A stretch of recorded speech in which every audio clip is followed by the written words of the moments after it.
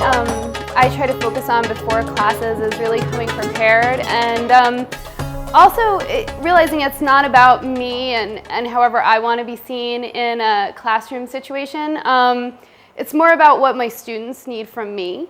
So when me and Angie will prepare for our classes, we'll take things into account, like not just what music we want to dance to, but what music is going to be good for the students to learn to, and what moves and the breakdown, what do they need from us.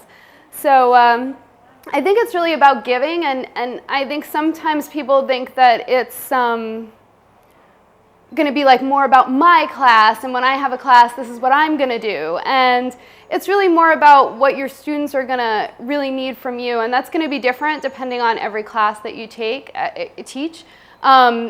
Every class that you teach is going to be different, and so your students are going to need different things from you in each of those classes. And you know, we've had the really great experience of seeing some of our students like go on to, you know, better teachers and higher levels, and that's been really exciting because we know they started with us and they got that confidence that they needed to really move forward, and that's what you really want to see. So I don't think that you should be teaching unless maybe you're ready to see you're ready to see your students do better than you.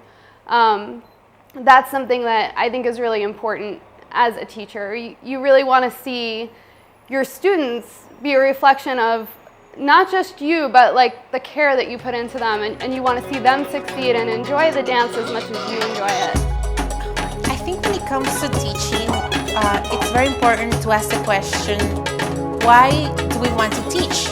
Because a lot of people that are just intermediate advanced students, and even so beginner, they just want to teach right away. But it's such a big responsibility, you know, to teach somebody else the right moves, that they do not get injured, that they keep motivated. So I think that I ask myself and my friend Heather when we teach, and we speak about this all the time, is why are we teaching? Why do we want to do this?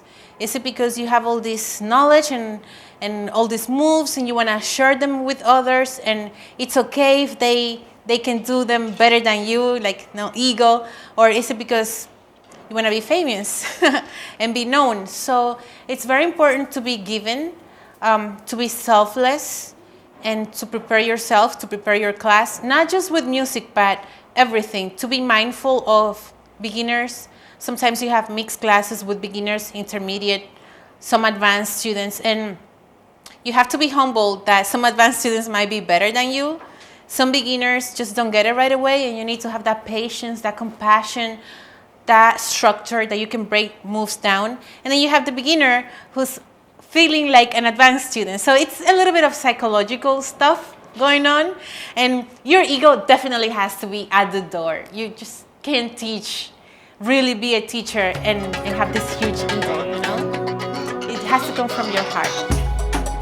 One of the most important things that I find as a teacher that is the most challenging is that in many cases you have a class in which you have beginners and people who are more advanced, and they are not on the same level. So even if you have prepared your class, even if I have prepared the class, I find that some of them can catch something faster than the others. So you have to be flexible. You cannot just have your class all set in stone and then come to class and pretend to do the same exact thing that you plan to do, because you have to challenge the more advanced students, the ones who get the movements faster, and at the same time you cannot make the younger people or the beginners to feel that they're awkward. So that's one of the things that I find the most challenging. So as a teacher, flexibility is extremely important. You cannot have your class set in stone. You have to be flexible. Play it by ear. That's really important. And respect. You know, have compassion when you teach, and see that as much as the ones that are more advanced are getting it, and it's a joy that when you give something challenging and people respond. But then you can also watch the person who's having a hard time and make that person feel that she's accomplishing something. And that's one of the things that I find the most challenging when I teach, to be able to make from the person that is the one who knows the least to the person who knows the most, to feel comfortable and for them to get something out of the class that they can walk out happy and they know they have learned something and that they enjoy the dance and they want to come back. So for that, I have to let my ego step aside and be more attentive to those that are being receptive to what I'm trying to convey and teach.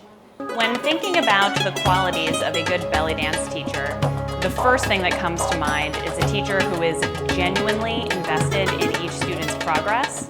And what I mean by that is a teacher that isn't afraid to tell you when you're doing something wrong.